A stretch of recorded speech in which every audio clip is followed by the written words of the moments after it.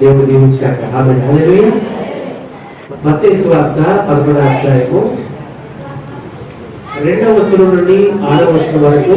క్రీస్తు చేయుచున్న కార్యమును గూర్చి యోహాను చెరసాలలో విని, రాబోవాడు నీవేనా, నేను మరి ఎవరి కొరకు కనిపెట్టవలెనా అని ఆయనను అడుగుటకు తన శిష్యులను పంపెను. యేసు వారిని చూసి, మీరు వెళ్ళి విన్నవారిని కన్నవారిని యోహానుకు తెలుపుడి. గుడ్డివారు చూపు పొందుచున్నారు, కుంటివారు నడుచుచున్నారు, కుష్ఠరోగులు శుద్ధులవుతున్నారు, చెవిటివారు వినుచున్నారు, చనిపోయిన వారు లేపబడుచున్నారు, బీదలకు సువార్త ప్రకటింపబడుచున్నది. మరియు నా విషయమై అభ్యంతర పడని వాడు ధన్యుడని ఇద్దరు ఇచ్చాను. దేవునికి స్తోత్రం కలుగును. హల్లెలూయా.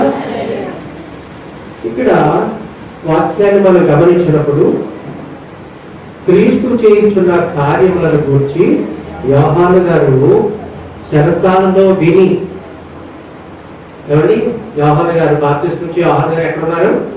అప్పటికే చెరసాలలో ఉన్నారు.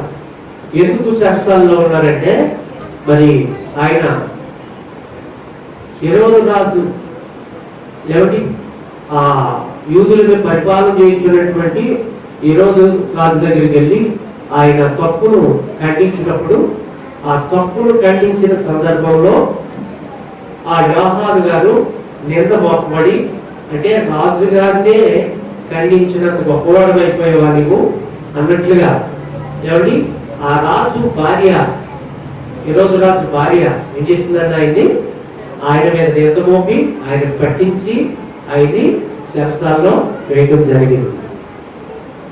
కారణం ఏంటంటే, ఈ యోహాను గారు దేవుని సత్యవాక్యము ప్రకటించడానికి యేసు ప్రభువు వారి కంటే 6 నెలలు ముందు పుట్టినవాడు బాప్తిస్మం ఇచ్చే యోహాను గారు. అంటే దేవుని మార్గాన్ని సరళం చేయడానికి యేసు ప్రభువు వారి ముందుగా ఆయన రావడం జరిగింది. ఈ చదివినటువంటి 6 వచనాలు తర్వాత మనం 10వ వచనం కూడా జ్ఞాపకం చేసుకున్నాం. ఇదిగో నేను నా దూతను నీకు ముందుగా పంపుచున్నాను, అతడు నీ ముందర ఈ మార్గమును సిద్ధపరచును అని ఎవరి గురించి రాయబడినో అతనే యోహాను. స్త్రీలు కలిగిన వారిలో బాప్తిస్మం ఇచ్చే యోహాను కంటే గొప్పవాడు పుట్టలేదని నిశ్చయముగా మీతో చెప్పుచున్నాను. అయినను పరలోక రాజ్యము అల్పుడైన వాడు అతని కంటే గొప్పవాడు. ఇక్కడ యోహాను గారు బాప్తిస్మం ఇచ్చే యోహాను గారు చెరసాలలో ఉన్నారు. యేసు ప్రభువు అదే సమయంలో దేవుని రాజ్య సువార్త ప్రకటిస్తున్నారు. అద్భుతాలు జరుగుతున్నాయి. అయితే ఇక్కడ ఒక మాట, ఆ బాప్తిస్మం ఇచ్చే యోహాను గారు చెరసాలలో ఉన్నప్పుడు ఆయన శిష్యులను పంపి, ఈ ప్రభు దగ్గర పంపి ఒక మాట అడుగుతున్నారు. ఆయన ఏమని అడుగుతున్నారంటే, ఎవరి రాబోవాడు నీవేనా, మేము మరి ఒకరి కొరకు కనిపెట్టవలెనా అనే మాట. ఎవరి ఈ మాట యేసు ప్రభు వారు దానికి సమాధానం ఏం చెప్పారంటే, ఎవరి యేసు వారిని చూసి మీరు వెళ్ళి విన్నవాటిని కన్నవాటిని యోహానుకు తెలుపుడి. గుడ్డివారు చూపు పొందుచున్నారు, గుడ్డివారు వినుచున్నారు, దుష్టోగులు శుద్ధులవుతున్నారు, చెవిటివారు వినుచున్నారు, చనిపోయిన వారు లేపబడుచున్నారు, పేదలకు సువార్త ప్రకటింపబడుచున్నది అని చెప్పమన్నారు. అయితే ఇక్కడ యోహాను గారు ఎవరి ఆయనకి ఒక సందేహం వచ్చిందండి. ఏంటంటే, రాబోవాడు నీవేనా, మేము మరి ఒకరి కొరకు కనిపెట్టాలి. ఈ మాట స్థాయి ఏ విధంగా ఉంది? ముందు ఆయన యేసు ప్రభువు వారికి బాప్తిస్మం ఇచ్చినప్పుడు, ఇదిగో లోక పాపములు మోసుకుని పోవు దేవుని గొర్రె పిల్ల అని ప్రకటించారు. ఆయన బాప్తిస్మం ఇచ్చినప్పుడు, ఇదిగో లోక పాపములు మోసుకుని పోచున్నటువంటి దేవుని గొర్రె పిల్ల. అంటే లోక పాపములు మోసేదెవరు? దేవుడే, ఆయన పంపినటువంటి రక్షకుడే. కాబట్టి అలాగ ప్రకటించినటువంటి యోహాను గారు ఆయనకి శ్రమ వచ్చేటప్పటికి, చెరసాల్లో ఆయన వేసేటప్పటికి, శ్రమ వచ్చేటప్పటికి విశ్వాసం స్థాయి ఏం చేసింది చెప్పండి? తగ్గిపోయింది అనమాట. విశ్వాసం ఉంటాయి అంటే అప్పుడు ఏమంటున్నారు? రాబోయే వాడు నీవేనా, నేను మరొకరి కొరకు కనిపెట్టాను అనుమానం వచ్చింది కదంట. కొన్నిసార్లు మనకి శ్రమ వచ్చినప్పుడు, మనకి కష్టం వచ్చినప్పుడు, మనకి బాధ వచ్చినప్పుడు, దేవుడా నన్ను ఎందుకు ఈ శ్రమలో విడిచిపెట్టావు, నన్ను ఎందుకు ఈ విధంగా బాధ పెడుతున్నావు, నేను ప్రార్థన చేస్తున్నప్పుడు నన్ను ఎందుకు విడిపించట్లేదు అని మనం బాధపడుతూ ఉంటాం. విశ్వాసపు మాటలు పలకవలసింది అవిశ్వాసం మాటలు కూడా నోటంట వచ్చేస్తూ ఉంటాయి. శ్రమ ఎక్కువయ్యేటప్పటికి మన విశ్వాసం స్థాయి తగ్గకూడదు. దేవుని కొరకు నా ప్రభు కొరకు నేను ఏదైనా ఏమండి పౌలు గారు అన్నారు కదా, బ్రతుకుట క్రీస్తే చావైతే లాభం. అది విశ్వాసపు స్థాయి పెరగడం అంటే. ఏమిటి మనం ఈ వాక్యం బట్టి ఏం నేర్చుకోవాలి? ఎంత శ్రమ వచ్చినా సరే కానీ మన విశ్వాసపు స్థాయి తగ్గకూడదు. మన విశ్వాసం పెరగాలి కానీ తరగకూడదు. ఎందుకంటే మన దేవుడు ఎవరండి? గొప్పవాడు. మన దేవుడు ఎవరండి? గొప్పవాడు. ఆ యోహాను గారు ప్రకటించారు, లోక పాపమును మోసుకుని పోవు దేవుని గొర్రెపిల్ల. ఆ లోకంలో మనం ఉన్నాం. ఏమండి మన పాపాలు మోసారాయన, మన పాపాలు సహించారాయన, మన పాపాలు తీర్చారాయన.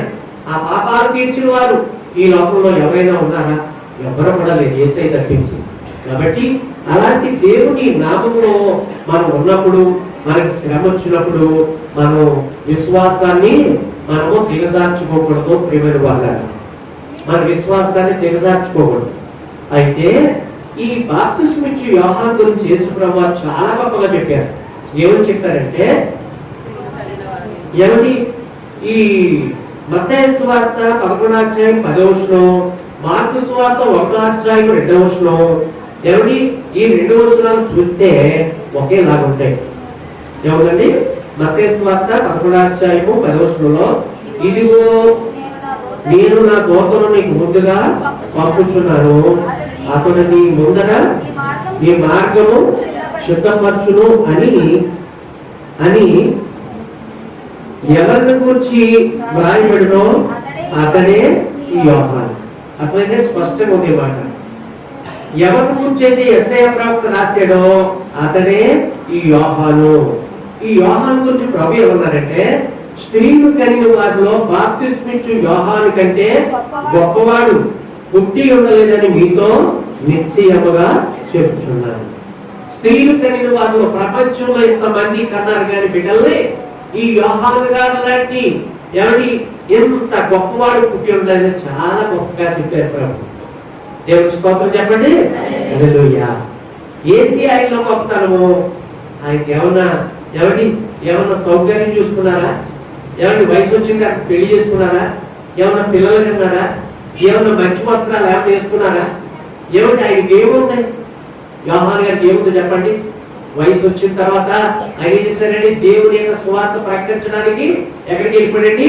ఆ యోర్దాను నది దగ్గరికి వెళ్ళిపోయాడు. అరణ్యంలోకి వెళ్ళిపోయాడు.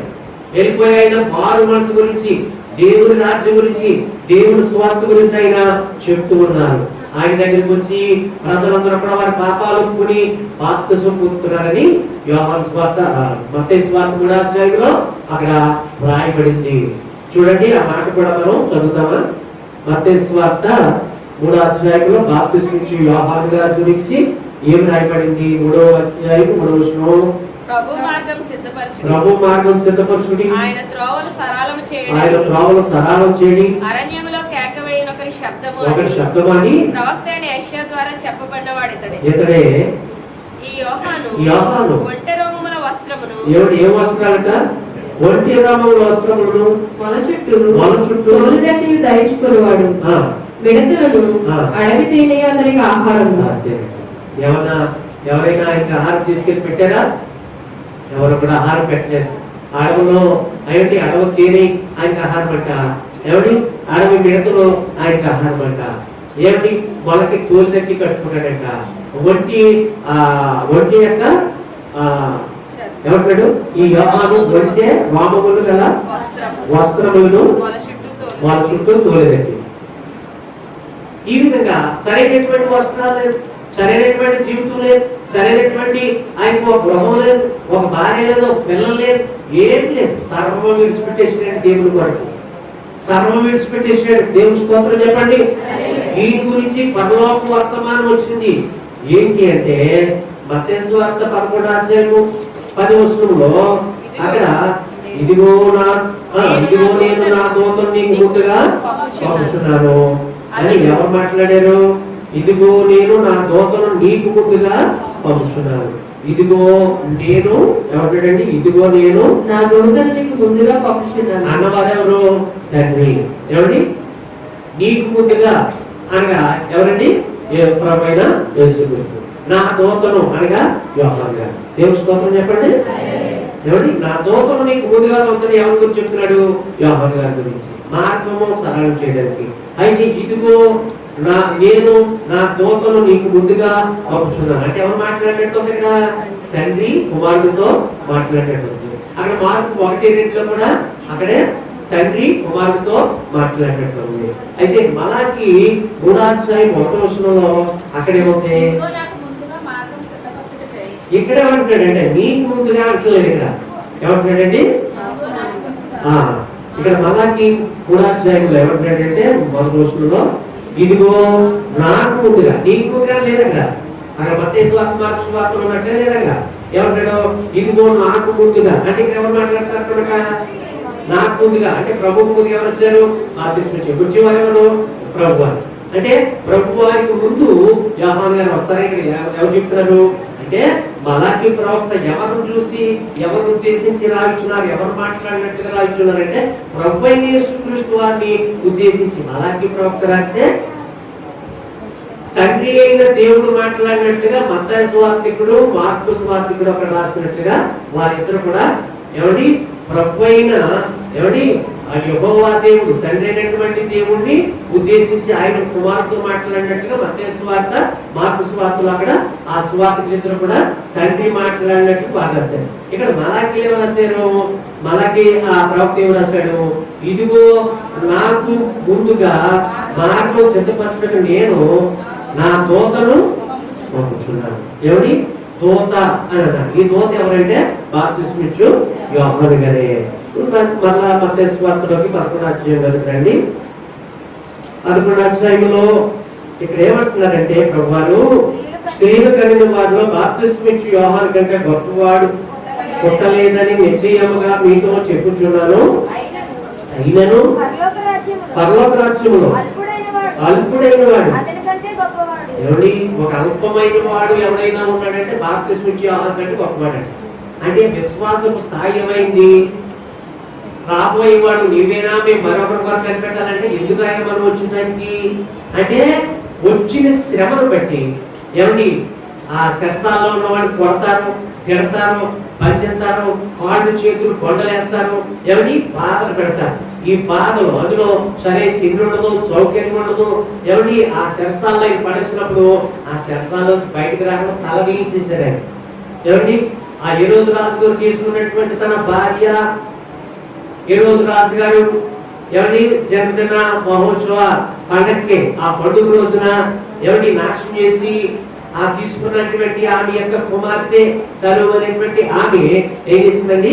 ఆమె ద్వారా తల్లి కోరుకుంటుంది. ఏమన్నా రాజుగారు నీకేం కావాలని అడిగినప్పుడు ఎవరి నువ్వేం కోరుకోమని అన్నారు తెలుసా? నా కుమార్తె ఆ బాప్తిస్మిచ్చు యోహాను తల నరికి కళ్ళులో పెట్టి నాకు కావాలని కోరుకో.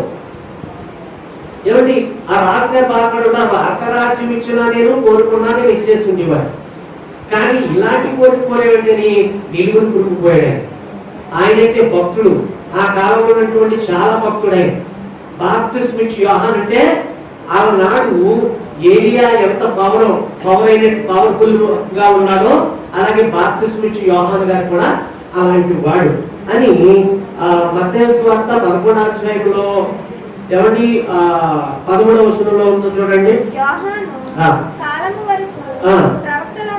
యోహాను కాలం వరకు ప్రవక్తలందరూ ప్రవచించి వచ్చేది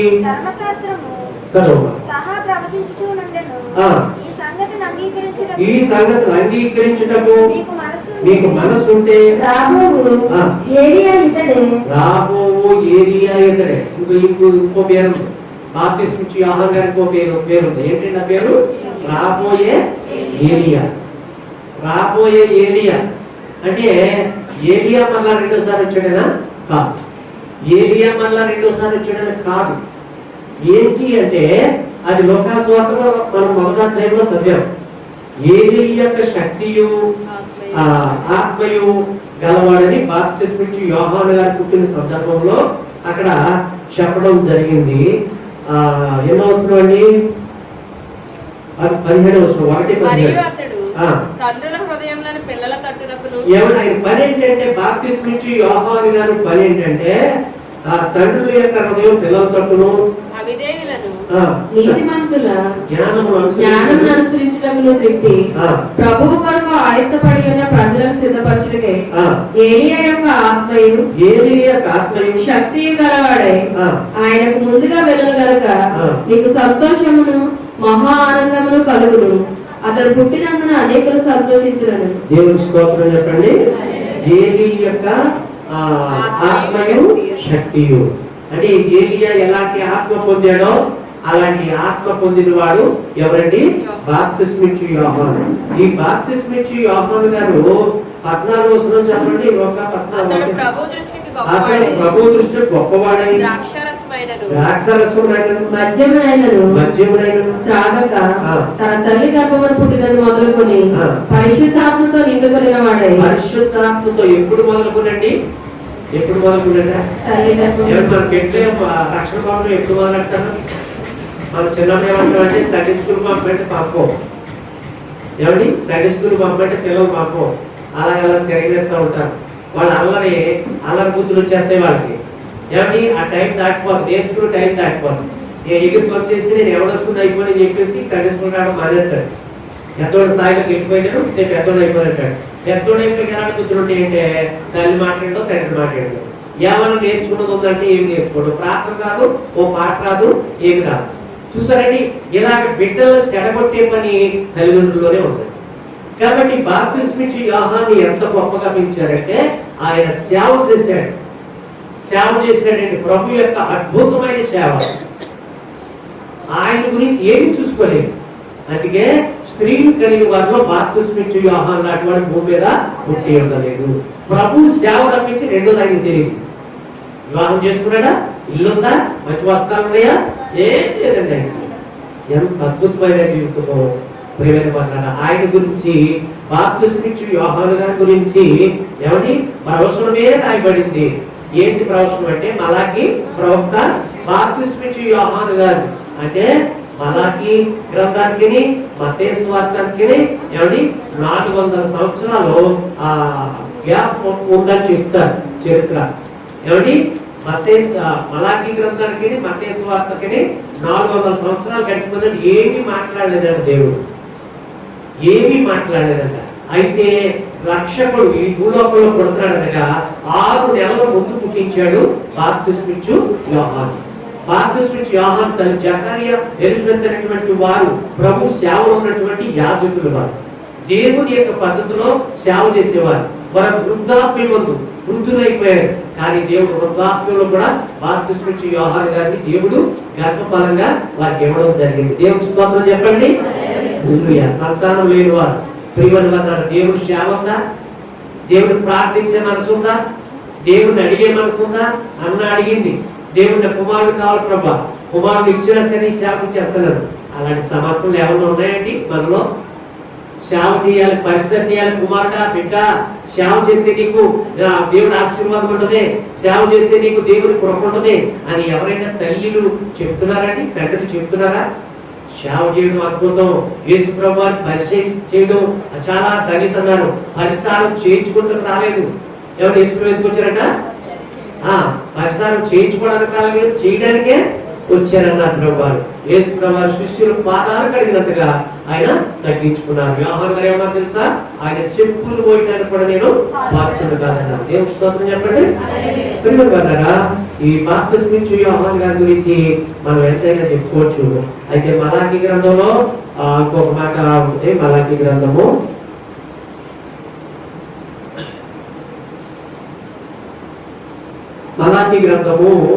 4వ అధ్యాయము 5వ వచనం.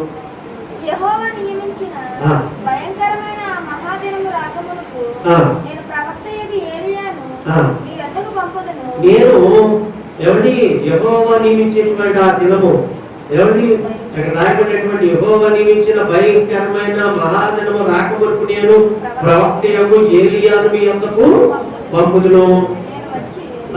దేశము శపించబడినట్లు నేను వచ్చి దేశము క్షమించబడినట్లు అతని తండ్రుల హృదయములను పిల్లల తట్టును, పిల్లల హృదయములను తండ్రుల తట్టును త్రిప్పును. అదండి బాప్తిస్మిచ్చి యోహాను గారు, బాప్తిస్మిచ్చి యోహాను గారు పుట్టక ముందే బాప్తిస్మిచ్చి యోహాను గారు ఏ పని చేయాలో దేవుడే నిర్ణయించాడు.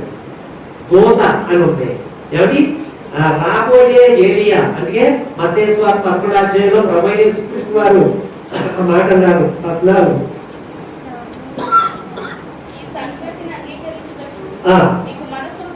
ఈ సంగతులు అంగీకరించడానికి మీకు మనసు ఉంటే అదండి రాబోయే ఏలియా ఎవరంట? బాప్తిస్మిచ్చి యోహాను గారే రాబోయే ఏలియా. ఆ కాలంలో ఆయన ఏలియా లాంటి శక్తి పొందాడు, ఏలియా లాంటి ఆత్మ పొందాడు. ఆయన ఏలియా మీద పొందుతాడు. అది ప్రజల యొక్క విశ్వాసం. అలనాడు యూదులు, ఇశ్రాయేలు అనే వారు ఏలియా వస్తాడని దగ్గర దేవుడు చెప్పాడు. ఏమండి ఆ మాట యేసు ప్రభువు శిష్యులు కూడా అడగడం జరిగింది. ఏలియా మన దేవుడు పొందుతారని ఆ శాస్త్రులు పరిశీలి చెప్పుకుంటున్నారు అని చెప్పేసి ఏదో అధ్యాయం అండి 17వ అధ్యాయంలో 17వ అధ్యాయం 10వ వచనంలో అప్పుడు ఆయన శిష్యులు ఎలాగైతే ఏలియా ముందుగా రావాలని శాస్త్రజ్ఞులు చెప్పుచున్నారని ఎవరు ముందుగా అంటే యేసు ప్రభువు వారి కంటే ముందుగా ఏలియా ముందుగా రావాలని ఆ శాస్త్రులు చెప్పుకొనుచున్నారని ఆయన అడిగిరి. అందుకు ఆయన ఏలియా వచ్చి సమస్తమును చక్కబెట్టునన్న మాట నిజమే.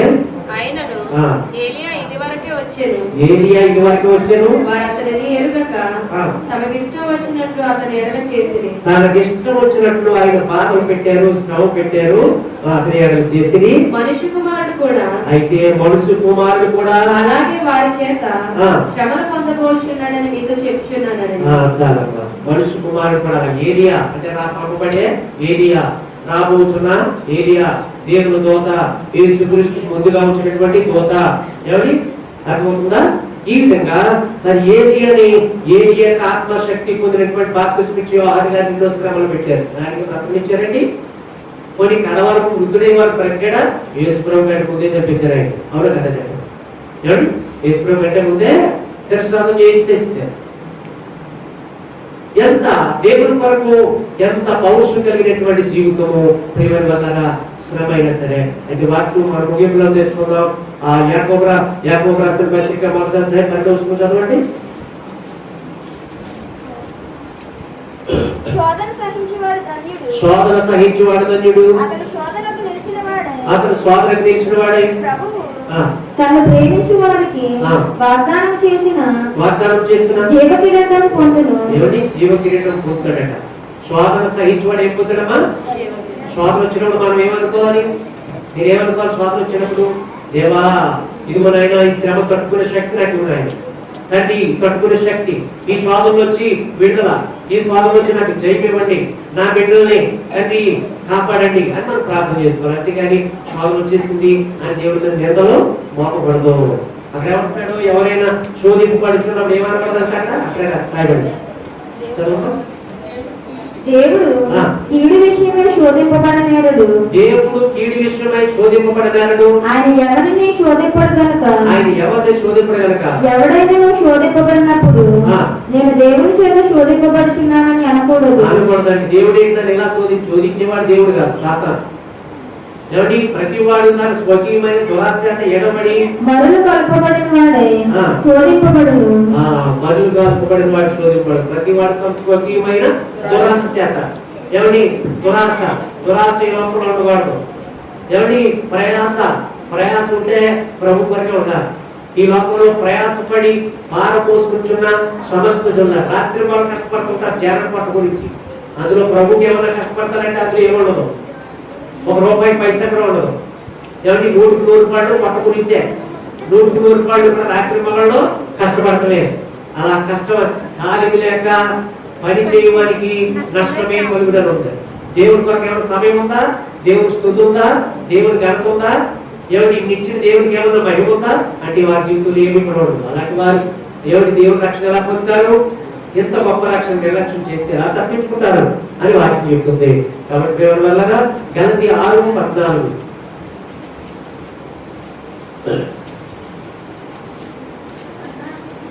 అయితే మన ప్రభువైన యేసుక్రీస్తు సిలువయందు తప్ప మరి దేని యందును అతిశయించుట నాకు దూరం అవును గాక. అవునండి, మంచి మాట చెప్పారు ఇక్కడ అపోస్తలుడు పౌలు గారు. ఏమన్నారంటే మళ్ళీ ఒకసారి చదువుకోమాట. అయితే మన ప్రభువైన యేసుక్రీస్తు సిలువయందు తప్ప మరి దేని యందును అతిశయించుట నాకు దూరం అవును గాక. యేసుక్రీస్తు సిలువయందు తప్ప నాకు ఏదైనా దూరం అవును గాక అన్నాడు. ఇంకేది వద్దు నాకు. యేసుక్రీస్తు సిలువను గురించే ప్రకటన. ఆయన నాకుంటే సార్ యేసును సంపాదించుకున్నకు ఏమండి, అది నాకు గొప్ప భాగ్యం. ఏమండి, యేసును సంపాదించుకున్నకు ఈ లోకమంతా పెట్టతో సమానంగా చేసుకున్నాను అన్నారు పౌలు గారు. సమానంగా పెట్టతో సమానం అన్నారు ఆయన. కాబట్టి ప్రేమ వల్ల మరి మన అతిశయం ఏంటి చెప్పండి, మన గొప్పతనం ఏంటి చెప్పండి. మన గొప్పతనం ఏంటంటే ఇర్మియా గ్రంథము చూడండి, 9వ అధ్యాయము 23-24 వచనాలు చదవండి. చదవండి. జ్ఞాని తన జ్ఞానమును బట్టి, ఏమిటి ఒక్కొక్క మాట అర్థం చేసుకోండి. ఏమిటి మొదటి మాట ఏంటమ్మా? జ్ఞాని తన జ్ఞానమును బట్టి అతిశయింపకూడదు. రెండోది సూర్యుడు తన శౌర్యమును బట్టి అతిశయింపకూడదు. ఏమిటి మన జ్ఞానంలో ఉందంటే దాన్ని బట్టి అతిశయపడకూడదు. అది పాపం అయిపోతుంది. నాకు గొప్ప ఇల్లు ఉందని, నాకు గొప్ప పాటలు ఉన్నాయని, నాకు గొప్ప ఏమిటి పొలం ఉందని, నాకు గొప్ప ఉద్యోగం ఉందని, నాకు గొప్ప అందం ఉందని, నాకు ఆస్తి ఉందని వాటి యందు అతిశయపడకూడదు. ఏమిటి ఎన్ని ఉన్నా యేసు లేకపోతే అన్ని సున్నా. మేడలున్నా మిద్దులున్నా ఎన్ని ఉన్నా యేసు లేకపోతే సున్నా. అంతా విడిచిపెట్టేదే. ఏమి తీసుకురాలేదు, ఏమి తీసుకుని వెళ్ళలేదు. ఒట్టి చేతితో వెళ్ళిపోవాలి మనకి ఏ మనిషినైనా. కాబట్టి ప్రేమ వల్లగా ఇక్కడ 21 ఎలా రాస్తున్నాడంటే, మరి నీకు ఎటువంటితో ఉన్నప్పటికీ కూడా దాని యొక్క నువ్వు అతిశయపడకూడదు. ఏది అతిశయపడాలంటే అక్కడి భాగంలో వచ్చి అతిశయించువాడు దేన్ని బట్టి అతిశయింపగలనగా భూమి మీద కృప చూపుచు నీతి న్యాయములు జరిగించుచున్న యెహోవాను నేనే గ్రహించి. భూమి మీద కృప చూపుచున్నటువంటి దేవుడు ఒక ఆయన నాడు తెలుసా సహోదరుడా? భూమి మీద కృప చూపేవాడు, నీకు ఉద్యోగం ఇచ్చేవాడు, నీకు ఇల్లు ఇచ్చినవాడు, నీకు ఆరోగ్యం ఇచ్చినవాడు, నీకు అందసందాలు ఇచ్చినవాడు, నీకు ఐశ్వర్యం ఇచ్చినవాడు. అన్ని ఇచ్చినవాడు ఎవరిచ్చారు? నీ బంధువులు ఇచ్చారా? ఏమని? లేకపోతే నీ తెలివితేటలతో నువ్వు సంపాదించుకున్నావా?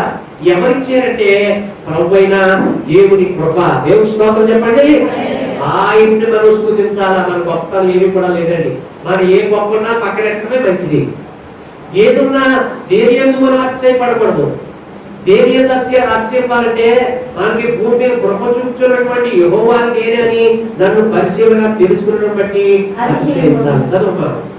అట్టి వాటిలో నేను ఆనందించువాడను. దేవుడు అప్పుడు ఆనందించాడంట. మన యందు ఆనందించాలని కోరుకుంటున్నారా? మన యందు దుఃఖించాలని కోరుకుంటున్నారా? దేవుడిని ఎవడి దేవుడు మన యందు ఆనందించాలా గొప్పడాలా? ఆదికాండం అంటే భూమి మీద నరులు చేసినందుకు నేను సంతాపము కూర్చున్నానన్నాడు. దేవుడు ఎంత బాధపడుతున్నారంటే మనుషులు. ఎవరి ఇవన్నీ కూడా జీవితం అంటే తినడం, తాగడమేనా, తిరగడమేనా, సంపాదించుకోవడమేనా? ఇదేనా జీవితం అంటే? ఇంకేమీ లేదా? నీ సృష్టికర్తను స్మరణ తెచ్చుకో. నీ భార్య దినములు ఏదైతే సృష్టికర్తను స్మరణ తెచ్చుకో. నువ్వు బాలుడిగా ఉన్నట్టే తెలుసుకో, సత్యాన్ని తెలుసుకో, నీతిని తెలుసుకో, దేవుని తెలుసుకో, నిజం తెలుసుకో. ఏమిటి జీవితం అంటే విలువ తెలుసుకో. ఈ జీవితం ఎంత గొప్పదో తెలుసుకో. ఈ విలువను తెలుసుకోకపోతే, సిలువ లేకపోతే విలువ లేదు జీవితానికి. ప్రేమల వల్ల యేసుకి అందుకే సిలువ ఎందుకు తప్పించి ఏదైనా నాకు దూరం అవుడుగా అంటున్నాడు అపోస్తలుడైన పౌలు గారు. కాబట్టి దేవుని వాక్యాన్ని ఆఖరిగా మనం ముగించుకుంటాం. పేతురు రాసినటువంటి మొదటి పత్రిక 2వ అధ్యాయము 19-20 వచనాలు చదివి ముగించుకుందాం. ఎవడైనా అన్యాయంగా శ్రమ పొందొచ్చు, దేవుని కూర్చిన మనస్సాక్షి కలిగి దుఃఖము సహించిన అది హితమగును. అది దేవునికి హితమవుతుందట. ఎవడైనా అన్యాయంగా ఒక మనిషి పట్టుకుని అన్యాయం కారణం ఏముండదు, పాపం ఎవరికి తప్పే ఉండదు. కారణం ఏమనదు, పుట్టుకున్నాన్ని అన్యాయంగా శిక్షించాలి. అప్పుడు దేవుడు అంటారు, నా బిడ్డ నేను శిక్షించారు కదా, ఇదిగో నేనున్నాను నీకు, నేనున్నాను నీకు, నువ్వేం కంగారు పడకో, నా వైపు చూడు అంటాడు దేవుడు. అది దేవునికి హితమగును, అది దేవునికి ఇష్టమగును. అన్యాయంగా ఎవరైనా నీకు నిందలు వచ్చినాయా సోదరి? అన్యాయంగా ఎవరైనా నీకు బాధ పెట్టారా? అన్యాయంగా ఏదైనా నీకు దోసుకున్నారా? అన్యాయంగా ఏదో తీసుకున్నారా? కానీ దేవుని వైపు చూడు, ప్రభా అన్యాయం ఇవ్వండి ఆయన, బలాత్కారంతో నన్ను తీసుకున్నారు, లేకపోతే నన్ను అన్నారు, లేకపోతే నన్ను వేధించారు, శ్రమ పెట్టారు అంటే దేవుని వైపు చూస్తే దేవుడు అంటాడు, నేను నన్ను బిడ్డ నీకు అంటాడు. అది దేవునికి ఇష్టమవుతుందా హితమవుతుందట. ఆ పూర్తి చేయని వాక్యము, తప్పిదములకై దెబ్బలు తిన్నప్పుడు మీరు సహించిన యెడల మీకేమి కలుగును? నీకేం కలుగుతుంది? మేలు చేసి. ఏమంటే ఈ మాట కూడా ఆలోచిస్తున్నాం. తప్పిదములు అంటే తప్పులు చేసి దెబ్బ తింటే నీకు ఎంత ఉపయోగం ఉందా అని కూడా అడుగుతున్నాడు దేవుడు.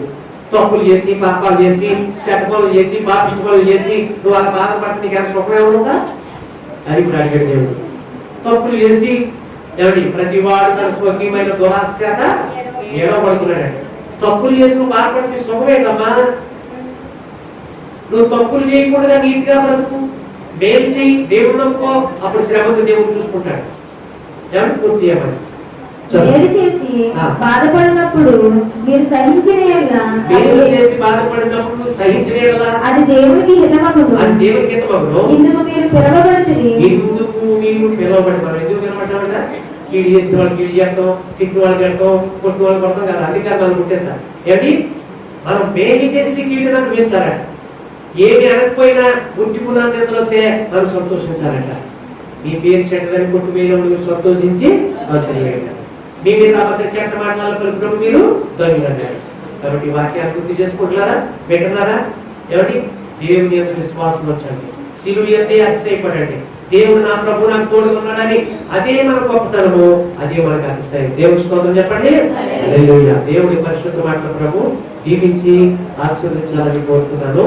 దేవుని ఘనమైన నామములకు, ఆయన ఘనమైన వాక్యానికే మహిమ కలుగును గాక. ఆమేన్. హల్లెలూయా.